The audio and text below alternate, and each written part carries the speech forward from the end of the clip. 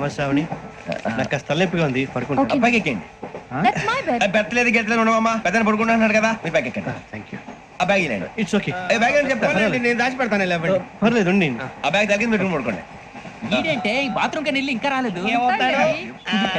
రేయ్, అప్పుడు మొదలు పెట్టేసి మీ అందరికీ శుభవార్తరా, అమ్మ వచ్చేసింది. నా కాబోయే జీవిత భాగ్యస్వామిరా. పైగా నన్ను చూసి అదే పనిగా నవ్వుతుంది. మన చూసి వైజాగ్ నవ్వింది, నవ్వుకి నాన్న అర్థాలు చెప్తాడు. ఓర్ మోయ్, చౌదరి గారు ఏం చెప్పారా? మన టోబీలు పెట్టుకుని ఉద్యోగాలు వస్తాయనరా? పోలీసులు అంటే భయపడిపోయి పారిపోయే వాళ్ళు పోలీసులేవా? అంతా గ్రహ బలం రా. మీరు తలో చేయి వేస్తే నేను ఇంటివాడిని అయిపోతాను రా. సర్లేరా, నేనేం చేయాలి చెప్పు.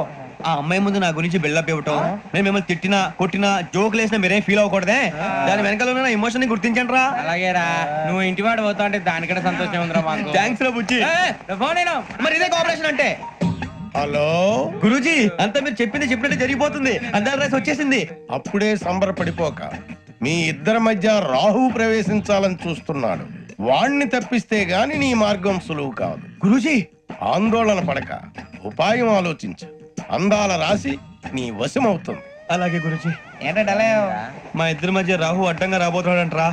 అరే అక్కడ బెర్తాను ఖాళీగా ఉందా? 49 ఖాళీగా ఉందిరా, దాంట్లోనే కూర్చున్నాను నేను. పది చెప్తా. దేనికి?